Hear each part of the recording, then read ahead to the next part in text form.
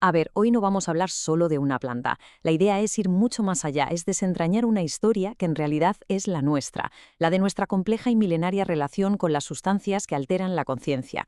Y el cannabis, en todo esto, es solo el capítulo más reciente de un libro muy, muy largo. Porque la tentación es quedarnos en el debate de siempre, ¿no? A favor o en contra. Pero esa no es la pregunta importante. Si lo vemos así, como algo aislado, nos perdemos la película completa y corremos el riesgo de pensar que esto es un capricho de nuestro tiempo. La verdadera cuestión es otra. ¿Y si la historia del cannabis forma parte de un patrón? Un patrón que se ha repetido una y otra vez a lo largo de los siglos. Y cuando miramos esa película completa, la respuesta es un sí rotundo. Y este es el patrón que emerge casi siempre. Primero, una larguísima fase de uso ancestral, donde la planta está aceptada e integrada. Luego, viene una expansión masiva. Y finalmente, llega la prohibición. Justo la fase en la que hemos estado metidos durante el último siglo. Así que vamos a entrar en el primer acto de esta historia. Y ojo, que es, con diferencia, el más largo de todos. La era de la aceptación. Una era que abarca, pues, casi toda la historia de la humanidad. Es que durante miles y miles de años, estas sustancias no eran un problema social. Eran medicina, eran parte de rituales religiosos, eran parte de la vida cotidiana. Desde los sumerios en Mesopotamia, pasando por los textos sagrados de la India o el uso súper común en Grecia y Roma, la aceptación era sencillamente la norma. Y la forma en que pensaban en ellas es fascinante. En la India, por ejemplo, un texto sagrado como el Atardedera llama al cannabis Villoya, que viene a significar felicidad o victoria. Fíjate, se asociaba a dones divinos, no a la delincuencia. Y este ejemplo del opio es que ilustra el cambio de paradigma de una forma brutal. En Roma, el opio era la aspirina de la antigüedad, un remedio tan común que se dice que hasta el emperador Tito murió de una sobredosis. Entonces, ¿por qué no lo veían como un problema? Pues porque en el mundo antiguo no existía nuestro concepto moderno de adicción. Sí, había un límite claro entre el uso y el abuso, pero no había una condena moral a la sustancia en sí. Y aquí llega la gran pregunta, claro. ¿Cómo es posible que pasáramos de milenios de aceptación a una prohibición global en apenas unas pocas décadas? ¿Cómo una planta medicinal y ritual se convirtió de repente en el enemigo público número uno? Pues el punto crucial, el quid de la cuestión, es que la prohibición nunca tuvo que ver realmente con la farmacología de la planta. Nació de un cóctel muy potente de intereses económicos, de control social y sobre todo de prejuicios raciales y de clase, que convirtieron la percepción de estas plantas en un auténtico drama sociopolítico.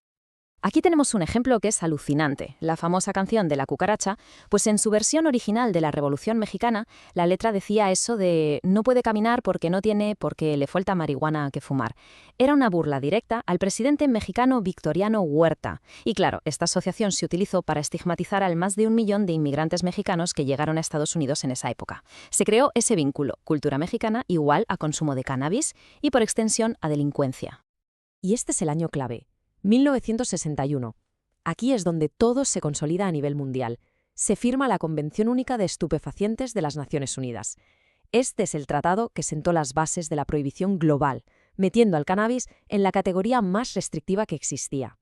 Y para justificar una decisión tan drástica, ¿en qué se basaron? Pues en informes como uno de la Organización Mundial de la Salud del 55, que contenía afirmaciones tan absurdas y sin ninguna base científica como esta. Esto, claro, no era ciencia, era pánico moral disfrazado de informe médico, y fue la excusa perfecta para prohibir una planta con miles de años de uso medicinal a sus espaldas. Pero, a pesar de esa prohibición global, la ciencia, por suerte, no se detuvo.